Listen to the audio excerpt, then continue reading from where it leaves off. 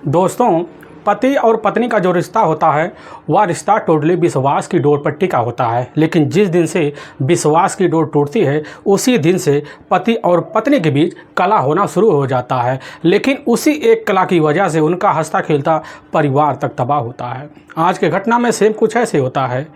एक पत्नी अपने पति के पीठ पीछे ऐसा खेल खेल देती है कि जिसकी वजह से पति ही ऐसा कर्म कर जाता है कि वह हमेशा के लिए इस दुनिया को छोड़ के चला जाता है। लेकिन जब लोगों के सामने सच्चाई निकल के आती है, इससे सुनकर लोग हैरान और परेशान हो जाते हैं। आखिर क्या था इस घटना में, इस घटना में क्या हुआ, इस घटना की आप पूरी तह तक सच्चाई जानने के लिए इस वीडियो को आप लास्ट तक जरूर देखिएगा। नमस्कार दोस्तों, मैं प्रदीप कुमार आपको स्टडी बाज चैनल पे मैं स्वागत करता हूं।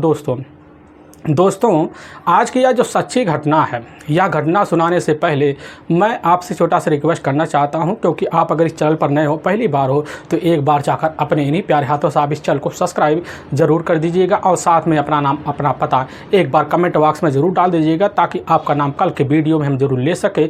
दोस्तों, आज की यह जो सच्ची घटना, यह घटना ठीक उत्तर प्रदेश का जाना माना जिला पड़ता है कन्नौज, और उसी का ही सौरिक थाना पड़ता है, और ठीक उसी में ही नगरिया तालपार एक जाना माना गांव पड़ता है। उसी गांव के रहने वाले एक शिक्षक होते हैं इंद्रपाल, जिनकी उम्र लगभग अब 45 साल के आसपास होता है। उनकी पत्नी भी होती है सीमा पाल, जिसकी उम्र लगभग अब इधर 40 साल के आसपास होता है। उनके टोटल 3 बच्चे होते हैं, तीनों की तीनों बेटियां होती हैं, जिसमें बड़ी बेटी अब इधर रक्षा होती है और छोटी बेटी दीक्षा होती है और सबसे छोटी बेटी होती है रूपा होती है। परिवार में इधर सीमा के पास भी एक सरकारी नौकरी होती है, जो पास ही चिकनपुर गांव पड़ता है। उसी में मौके पर सहायक अध्यापक थी, जिसकी वजह से उसके परिवार में ठीक ठाक पैसे आ जाते थे। पत्नी भी शिक्षक थी और साथ में पति भी एक जो होता है खुद का प्राथमिक पाठशाला का मैनेजर होता है, जो ठीक उसी भावलपुर में ही था, अपना निजी विद्यालय था, और उसी से पारिवारिक खर्चा बड़े तौर तरीके से चलता था। क्योंकि जो मकान होता है 2 मंजिला मकान होता है। ऊपर वाले मंजिल में इधर अपने बच्चों के साथ और पत्नी के साथ अब इधर जो होता है इंद्रपाल का रहना होता है, और बाकी नीचे 2 मंजिले में किराएदारों का रहना होता है। खुशी में तरीके से ज़िंदगी बीतती है। लेकिन तभी 28 नंबर की मैं बात कर रहा हूँ। अब जैसे सुबह सुबह का टाइम होता है तो उसी वक्त सीमा बड़ी तेज़ से अपने कमरे से चीखने चिल्लाने लग जाती है, और इस चिल्ला की जो आवाज़ होती है अब किराएदार भी सुनते हैं। सुनने के बाद वह दौड़े दौड़े सीमा के कमरे में पहुंचते हैं तो देखते एक चारपाई, उसी चारपाई पर शिक्षक इंद्रपाल खून से लथपथ अवस्था में पड़े हुए हैं। काफ़ी लोग इकट्ठा हो जाते हैं। इकट्ठा होने के बाद इसकी जो सूचना होता है, यह सूचना जाकर इंद्रपाल के अपने पिता किसड़ा और साथ में इंद्रपाल की अपनी माँ माया और साथ में अपने ही छोटे भाई को दिलवा देते हैं। अब यह खबर पाने के बाद किसड़ा और माया और साथ में उसके अपने छोटे भाई भी उसी समय घटना पर पहुंचते हैं। लेकिन जैसे किसड़ा ही अपने बेटे इंद्रपाल को देखते हैं, देखने के बाद वह भी धाड़े मारकर अब चीख चिल्ला पड़ते हैं। अब इस चीज़ की जो सूचना होता है उसी वक्त इंद्रपाल के अपने छोटे भाई राजू के द्वारा सुरेख पुलिस थाने में दिया जाता है। अब वहाँ के जो थाना प्रभारी होते हैं विजय बहादुर वर्मा, अब जैसी खबर पाते हैं उसी वक्त अपने दल बल टीम को लेते हैं, और लेने के बाद एक शिक्षक का केस होने के नाते जो है उसी समय इसकी जो सूचना होता है अपने से बड़े अधिकारी को भेजवा देते हैं। फॉरेंसिक टीम को भी उसी समय सूचना भेजवा देते हैं, और साथ में अपने कुछ दल बल टीम को लेकर सीधा का सीधा नगरिया तालपार अब उसी समय गाँव पहुँच जाते हैं। देखते हैं कि 3 मंजिला मकान है, उसी मकान के नीचे ग्रामीणों का भीड़ लगा हुआ है, और उसी समय थाना प्रभारी वर्मा जी अपने दलबल टीम को लिए घर के अंदर दाखिल हो जाते हैं। चारपाई देखते तो उसी चारपाई पर इंद्रपाल का बॉडी पूरी तरह से खून से लथपथ अवस्था में पड़ा होता है। शरीर पर काफ़ी सारे गहरे गहरे घाव होते हैं। अब थाना प्रभारी वर्मा जी घाव को बड़े ध्यान से देखते हैं, लेकिन बगल में एक शराब की बोतल होता है जो पूरी तरह से टूटा होता है, काफ़ी सारे ब्लड लगे होते हैं। थाना प्रभारी जैसे ही उस बोतल को टूटे हुए अवस्था को देखते हैं कि समझ जाओ कि बस इसी बोतल की सहायता से इंद्रपाल की बेरहम तरीके से हत्या की गई है। बगल में वहीं पर उनकी अपनी पत्नी सीमा भी होती है, बगल में दहाड़ी मारकर चिल्ला रही होती है। लेकिन जब सीमा से पूछताछ किया जाता, सीमा बेधड़क पुलिस के सामने करने लग जाती कि साहब हमारा एक किराएदार है राजू साहब, उसी का हमारे पति के साथ झगड़े तकरार हुए थे, और साहब उसी ने हमारे पति की बेरहम तरीके से रात में आकर बेदहाड़े इसी घर में हत्या कर फरार हो चुका है। पुलिस की जो टीम होती है सीमा की बात सुनती है और सुनने के बाद उसी वक्त फोरेंसिक टीम भी आ जाती है, डॉग रेस्क्यू टीम भी पहुंच जाती है। डॉग रेस्क्यू टीम में जो खोजी कुतिया होती है, खोजी कुतिया मौके पर उसी समय इंद्रपाल की बॉडी को 4 चक्कर मारती है और मारने के बाद जीने का सहारा लेती है और नीचे उतर के जाती। बाहर जो होता है एक सरकारी हैंडपम्प होता है, उसी का 4 चक्कर मारकर दोबारा जो होती घटना पर पहुँच जाती है। फोरेंसिक टीम जो होती है अपने हिसाब से घटना पर पड़े हुए कुछ जो साक्ष्य होते हैं उसको इकट्ठा कर लेती है। इकट्ठा करने के बाद इंद्रपाल की बॉडी का वही पंचनामा भर जाता है और भरने के बाद उठाकर पुलिस की जो टीम होती है उसी समय अपने ही नज़दीकी जो सरकारी अस्पताल होता है अब उसी में पोस्टमार्टम के लिए भेजवा देती है। इधर पुलिस की टीम इस घटना के खुलासा करने के लिए उसी वक्त एक टीम का गठन कर देती है और गठन करने के बाद पुलिस की टीम सीधा का सीधा जो होता है अब इधर उसी कमरे में रह रहे किराएदार के पास पहुंचती है और जब पहुंचती है जब उससे पूछा जाता है तो तुरंत बेधड़क करने लग जाता है कि साहब हमने जो होता है अपने ही मालिक इंद्रपाल की हत्या जो होता है इन हाथों से नहीं किया साहब, हमारा इसमें कोई हाथ नहीं है। हाँ साहब, सिर्फ 1.5 लाख रुपये वह हमसे एक समय लिए हुए थे, मौके पर 70,000 रुपये तो अदा कर चुके हैं, बाकी 75,000 रुपये जो होते हैं अभी रह गए हैं। लेकिन साहब इसके लिए हम जो होता है किसी पर इस तरह की हरकत का मुआयना नहीं कर सकते। यह बात जैसे ही अब थाना पर भारी उधर जो होता है किराएदार का सुनने के बाद उनको यकीन हो जाता है, लेकिन उनका जो शंका होता है जाकर इंद्रपाल की जो पत्नी होती है सीमा पर टिक जाता है। टिकने का एक साधारण कारण बनता है क्योंकि सीमा पुलिस के सामने इस तरह बेधड़क झूठ क्यों बोल सकती है। इसीलिए पुलिस की जो टीम होती है अब उसी वक्त जाती है सबसे पहले इंद्रपाल के जो अपने पिता होते हैं अब किसना और साथ में अपनी जो माँ होती है माया और अपने जो भाई होते हैं पुलिस की टीम उनसे जाकर पूछताछ करती है। लेकिन किसना और साथ में माया पुलिस के सामने बेधड़क जवाब देने लग जाते हैं कि साहब सीधा का सीधा हमारे बेटे का हत्यारा और कोई नहीं है बल्कि हमारी अपनी बहू इधर सीमा है, क्योंकि सीमा का ही साहब एक अपना इकलौता देवर होता है दूर का, उसी के साथ प्रेम संबंध थे और इस चीज़ की जानकारी हमारे बेटे इंद्रपाल को थी और इसी के लिए घर में आए दिन कलह होता रहता था और कलह का ही कारण आज सब इस तरह की कारनामा हुआ है।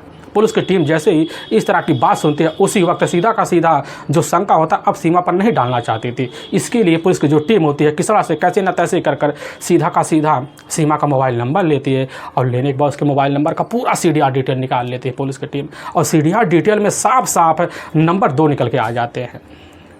27 सीधा का सीधा नवंबर का ही रात का लगभग वही 11 बजे के आसपास टाइम होता है। उसी वक्त सीमा के मोबाइल नंबर पर 2 अनजान नंबर से कॉल हुए थे और जब पुलिस उस अनजान नंबर के बारे में जानकारी लेती है तो पता चलता है एक अनजान नंबर जो होता है कि सीमा का अपना एक भाई होता है और मनोज और साथ में सीमा का एक अपना प्रेमी भी होता है अशोक।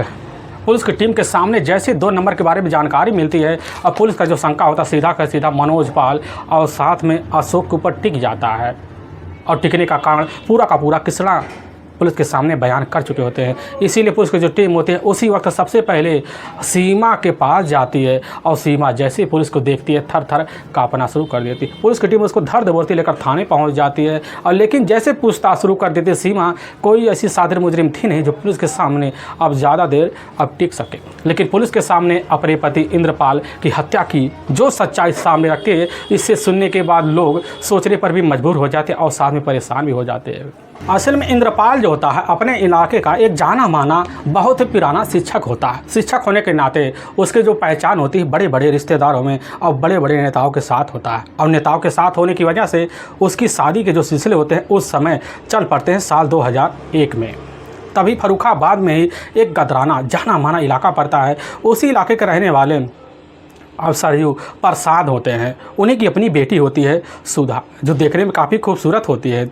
अब सुधा के जो पिता होते हैं सरजू प्रसाद जो होते हैं उसी समय जाते हैं और जाने के बाद किसड़ा का जो अपना सबसे बड़ा बेटा होता है अब इधर सीधा का सीधा इंद्रपाल का हाथ मांग लेते हैं और बिना टाइम गंवाए जो होते हैं किसना अपने बड़े बेटे इंद्रपाल का जो हाथ होता है सुधा के लिए दे देते हैं और सुधा अपने ससुराल बेहतर तरीके से पहुंचती है, बात के तहत पहुंचती है और अपने ससुराल में अपने पति इंद्रपाल को पाकर बड़ी खुश हो जाती है और खुशी में ज़िंदगी अपने पति के साथ बिताना शुरू कर देती है। लेकिन ज़िंदगी ऐसे बीतते बीतते 2 साल का जब वक्त बीत जाता है तो इसी बीच जो होता है सुधा और साथ में इंद्रपाल के बीच लड़ाई झगड़े शुरू हो जाते हैं और लड़ाई झगड़े की वजह से जो होता है कभी कभी इंद्रपाल सुधा की बेहतर तरीके से पिटाई भी कर देता है, जिसकी वजह से सुधा जो होती है अपने मायके में जाती है और अपने माता इधर मायाबाई से जब मुलाकात करती है, उसकी जो अपनी माँ होती है मायाबाई जब उसके नज़रों और उसके हस्र को देखती तो उसके मन में शंका हो जाता कि हमारी बेटी के साथ ज़रूर कुछ ससुराल में गलत हो रहा है। लेकिन जैसे ही मायाबाई अपनी बेटी सुधा से इस तरह की पूछताछ करती, क्या तुम्हें अपने मायके के अलावा ससुराल में दिक्कत हो रही है, तो सुधा यह बात सुनती कहने लग जाती है कि माँ जी, हमें अपने ससुराल में काफ़ी ज़्यादा खुशी मिल रही है। लेकिन इधर माया अपनी बेटी के चेहरे को जब देखती है, देखने के बाद जो होता है यकीन हो जाता है कि हमारी बेटी के साथ कुछ गलत ज़रूर हो रहा है। अब सुधा जो होती है अपने ससुराल में दोबारा चली जाती है, लेकिन जब दोबारा अपने मायके में जाती है तो उसकी जो माँ होती है उसके उसके हाल चबाव को जब देखती समझ जाती कि हमारी बेटी के साथ कुछ ना कुछ गलत हो रहा है। काफ़ी बार अपनी बेटी से सच्चाई जानने के लिए मायाबाई दबाव मारती है, लेकिन सुधा जब जानती है कि हमारी जो माँ है हमारी सच्चाई को बुलवा के मानेगी तो उसी समय अपनी माँ के सामने बेधड़क कह देती है कि इधर जो इंद्रपाल हैं हमारे साथ बड़े बेरुखी से पेश आते हैं, बार बार शराब के नशे में पिटाई तक कर देते हैं। और इस तरह की बात सुनकर माया भी उसी समय सनस रह जाते हैं। उसी समय फ़ोन निकालती, इंद्रपाल के पास फ़ोन लगा देती है तो इंद्रपाल जो था बेदुखा जवाब देता, कहने लग जाता कि हम तुम्हारी बेटी सुधा के साथ अपनी ज़िंदगी नहीं बिताना चाहते हैं, कि हमें तुम्हारे बेटी से तलाक चाहिए। अब इस तरह की बात सुनकर इधर मायाबाई सहस रह जाती है और उसी समय इंद्रपाल जो था कोर्ट कचहरी का चक्कर मारना शुरू कर देता है। बड़ी जल्दी उसकी रंग भी लाती है और दोनों का तलाक हो जाता है। सुधा हमेशा हमेशा के लिए अपने मायके में रह जाती है। और इंद्रपाल के जो पिता होते हैं इधर किसणापाल जो होते हैं अपने बेटे की शादी को लेकर बड़ी चिंता में हो जाते हैं, क्योंकि उनको पता होता है कि हमारा जो बेटा होता है इधर इंद्रपाल एक हैसियत वाला है, पढ़ा लिखा भी है और साथ में एक शिक्षक भी है, होने के नाते उसकी शादी बड़ी जल्दी तय हो जाएगी। जिसके लिए इधर किसड़ा जो होते हैं अपने बेटे के रिश्ते के लिए कई जगह लड़कियों की देखभाल भी करते हैं, लेकिन जहाँ भी लड़कियाँ देखने के लिए जाते हैं वहाँ इंद्रपाल इनकार कर जाते हैं, जिसकी वजह से किसड़ा को शंका हो जाता कि हमारा जो बेटा है वह अपनी मर्जी से शादी करेगा, जिसकी वजह से वहीं अपना सारा काम ठप कर देते हैं। लेकिन इंद्रपाल जिस कॉलेज में पढ़ाई कर रहा था उस कॉलेज का नाम होता है RBDI इंटर कॉलेज, और मौके पर इंटर की पढ़ाई कर ही रहा होता है तभी उसकी मुलाकात जाकर इधर सीमा पाल से हो जाता है। सीमा पाल कोई ऐसी साधारण लड़की थी नहीं, बड़ी खूबसूरत थी, बड़ी चंचल थी। उसके पिता होते हैं अवधपाल जो हुसैनपुर में ही रहने वाले होते हैं। उनके घर में उनकी अपनी पत्नी भी होती है, उनका अपना इकलौता बेटा होता है यही मनोज पाल। लेकिन घर में किसी चीज़ का कोई कमी नहीं होता है और ना कमी होने की वजह से इधर सीमा जो होती है बेहतर तरीके से अपनी जो पढ़ाई होती है अब उसी कॉलेज में जाकर मौके पर कर ही रही होती है।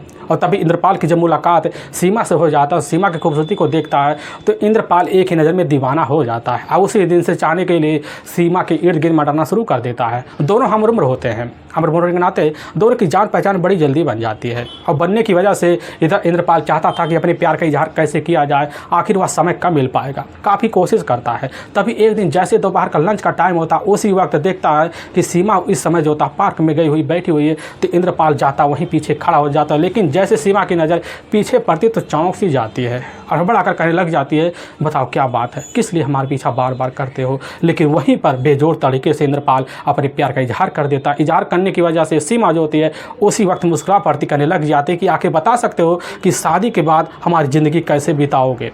यह बात इंद्रपाल जब सुनता है कहने लग जाता है कि तुम्हारी ज़िंदगी ऐसा बिताएंगे कि हर वक्त तुम सूरज पे बैठी रहोगी। यह सब सोच साथ उसी वह सीमा जो होती है शादी के सपने सजोने के लिए हमेशा हमेशा के लिए इंद्रपाल के साथ तैयार हो जाती है। लेकिन इधर जैसे सीमा अपने पिता अवधपाल के पास जाती है, जाने के बाद उसके पिता जब पता पाते हैं कि इंद्रपाल ऑलरेडी शादीशुदा हो चुका है, मगर उसकी तलाक भी हो चुकी हुई थी। लेकिन इधर अवधपाल अपनी बेटी सीमा पाल को काफ़ी तरीके से समझाते कि बेटी शादीशुदा आदमी से तुम शादी मत करो, उसकी ज़िंदगी में कैसा मोड़ था वही जान पाएगा, हो सकता वही तुम्हारे ऊपर बीते। लेकिन यह सब जो होती है उस समय सीमा सुनकर भी इनकार कर जाती है, क्योंकि उस समय पूरी तरह से प्यार में पागल हो जाती है और पागल होने के नाते जो था उसी समय शादी करने के लिए इंद्रपाल के सामने प्रपोज मार देती है। और मानने की वजह से इंद्रपाल जो था शादी के लिए हामी भर लेता और साल 2007 में जाकर एक मंदिर में दोनों तौर तरीके से शादी कर लेते हैं। और शादी करने के बाद इंद्रपाल जो होता है नई नबीली दुल्हन सीमा को जब पाता है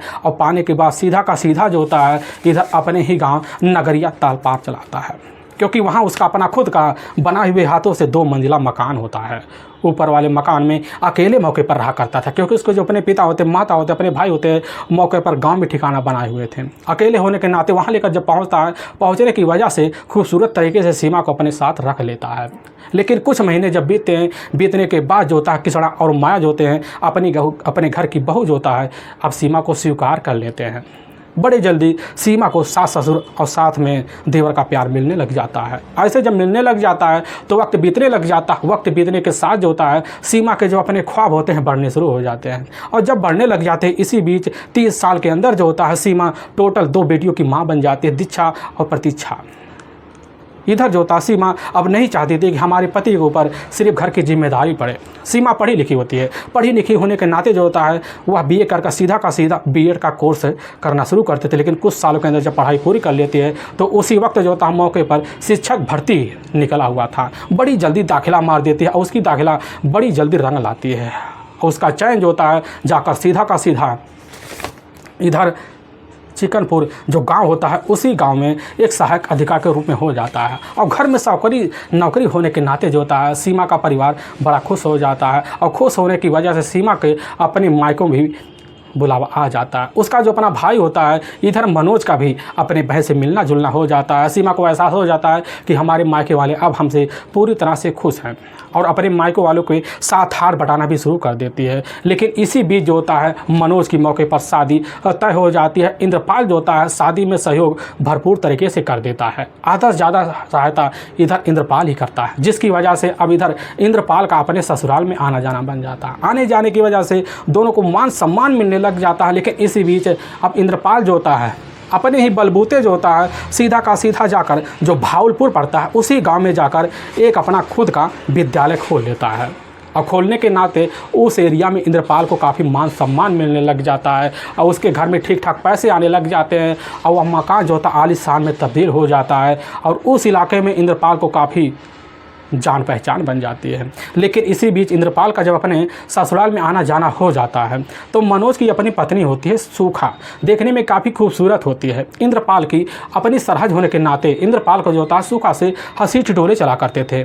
लेकिन इसकी जो नज़र होता है मनोज के जाकर अपने जीजा इंद्रपाल पे पड़ जाता है, जिसकी वजह से इंद्रपाल के मन में शंका हो जाता है। और इसी शंका को लेकर अपनी बहन अब सीमा के पास आता है। सीमा के सामने अपनी ही पत्नी सूखा और साथ में अपने ही जीजा के बारे में एक एक पोल खोल देता है, और इस तरह की बात सुनकर सीमा के मन में पूरी तरह से शंका घर कर जाता है कि ज़रूर हमारे पति पीठ पीछे खेल खेल रहे हैं। क्योंकि सीमा अब सबसे ज़्यादा जो विश्वास करती थी अपने भाई पर करती थी। विश्वास के नाते जो होता है शाम के टाइम जैसे ही स्कूल से लौटते हैं, लौटने के बाद जो होता सीमा इंद्रपाल से उस बारे में राय मशवरा लेती है। लेकिन बेधड़क इंद्रपाल करने लग जाते हैं कि सीमा ऐसा कोई बात नहीं है, बस सरहद होने के नाते थोड़ी बहुत हंसी से चलती, इससे ज़्यादा कुछ नहीं। लेकिन सीमा जो होती है अपने भाई के ऊपर विश्वास करने के अलावा कुछ दिखाई नहीं देती, जिसकी वजह से सीमा और इंद्रपाल के बीच उसी दिन से शक के बिना पर झगड़े तकरार शुरू हो जाते हैं। और झगड़े तकरार का सिलसिला इस तरह बढ़ने लग जाता है कि समय बीतने लग जाता है। तो इसी बीच सीमा तीसरे बेटी की माँ बन जाती, और बेटी होने के नाते जो होता है इंद्रपाल के ऊपर जो होता है पूरी तरह से पहाड़ टूट पड़ता है। क्योंकि घर में 3 बेटियाँ आ जाती है, और बेटियों की वजह से परिवार में टेंशन पड़ जाता है। और इधर इंद्रपाल अब शराब का लत लगा देता है, और जब भी घर लौटता शराब की नशे में लौटता, और इसी के लिए झगड़े तकरार होते। और झगड़े तकरार के बीच जो होता है एक ही छत के नीचे रहने की वजह से दोनों के बीच दूरियां पनप जाती, और इस तरह पनप जाती कि दोनों एक दूसरे का चेहरा देखना भी पसंद नहीं करते हैं। लेकिन इसी बीच इंद्रपाल का ही एक अपना दूर का रिश्तेदार होता है, उन्हीं रिश्तेदार का बेटा होता है जो रिश्ते में दूर का भाई भी लगता है। इधर अशोक पाल का जो होता कभी कभी इंद्रपाल के घर आना जाना होता है। लेकिन जब अशोक पाल इंद्रपाल के घर आने लग जाता है तो उसी बीच अशोक पाल की मुलाकात जो होकर सीधा का सीधा सीमा से हो जाता है। क्योंकि अशोक पाल जो होता है अपने इलाके में रहकर एक कार ड्राइवर का काम किया करता था, और काम करने की वजह से उसकी जान पहचान अपने इलाके में पहुंच गई थी। और इधर आने की वजह से इधर सीमा की मुलाकात जब अशोक से हो जाता है तो अशोक जो होता है सीमा के दुखड़े को जानकारी ले बैठता है, और लेने की वजह से भाभी देवर का रिश्ता बना बैठता है। और इस तरह से स्टोरी चलने लग जाते हैं कि सीमा जो होती है उसी वक्त समझ जाती है कि अब पति से वह सुख मिलने वाला नहीं है जो रात में हमें मिलना चाहिए, जिसकी वजह से सीमा उसी वक्त देवर होने के नाते अब अशोक को भाव देने लग जाती है, और देवर होने के नाते हंसी ठिठोले बेरुखा तरीके से करने लग जाती है और इस तरह करने लग जाती है कि अशोक को भी अच्छा लगने लग जाता है। अशोक का जो होता है अब इधर इंद्रपाल के घर गैर मजबूती में आना जाना बन जाता है, जिसकी वजह से करीबी होने के नाते और सीमा और अशोक के बीच अनैतिक संबंध पनप जाते हैं। और संबंध पनपने के बाद इस सिलसिले की जानकारी धीरे धीरे मोहल्ले वालों को भी लगता है, क्योंकि बेथक तरीके से दोनों के बीच अनैतिक संबंध पनपते थे।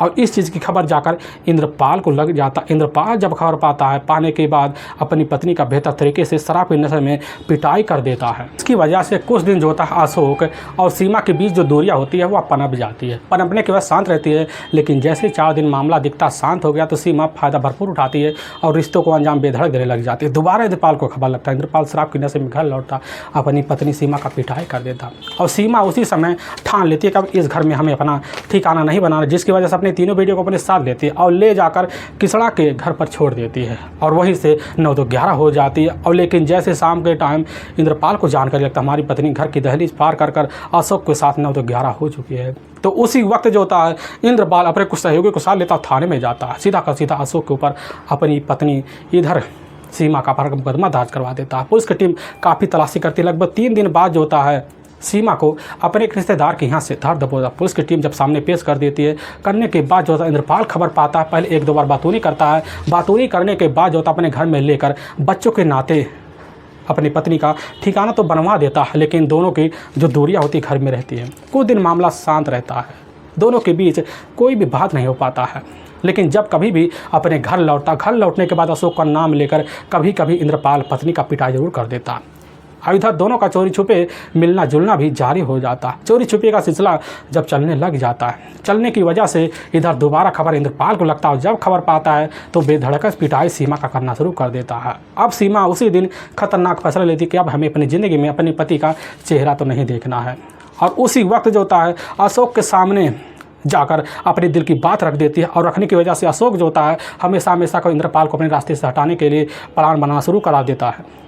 और तभी ठीक वक्त जब गुजरने लग जाता है, अब इधर सीधा का सीधा जैसे ही अब 27 नवंबर साल 2020 का ही रात का लगभग 11 बजे के आसपास टाइम होता है, तो उसी वक्त इंद्रपाल और सीमा के बीच घर में इतनी तेज तर्रार झगड़े तकरार होते हैं वह अशोक को लेकर, जिसकी वजह सीमा की बेहतर तरीके से पिटाई हो जाती है। और सीमा अपने कमरे में जाती है और वहीं आंसू बहाना शुरू कर अपनी मोबाइल निकालती है, अशोक के पास फ़ोन कर देती है, कहने लग जाती है कि अब तुम्हारे पास समय नहीं बचा है। और उसी वक्त सीमा अपने भाई मनोज पाल के पास भी कॉल कर देती है और मनोज और अशोक दोनों साथ मिलते हैं और लगभग 1 बजे के आसपास जो होता है सीमा के उसी 2 मंजिला मकान में घुस जाते हैं। और 2 बजे के आसपास सीधा का सीधा जो होता है सीमा दोनों को अपने साथ लेती है, अपने बेडरूम में जाती है और अपने पति को गहरी अवस्था में देखती है। वहीं पर रखा हुआ शराब की कांच वाली बोतल उसी को फोड़कर उसी समय जो होता अशोक इंद्रपाल के ऊपर बेहतरीन तरीके से वार करना शुरू कर, जिसकी वजह से हमेशा हमेशा के लिए इंद्रपाल वही दुनिया छोड़ के चला जाता है।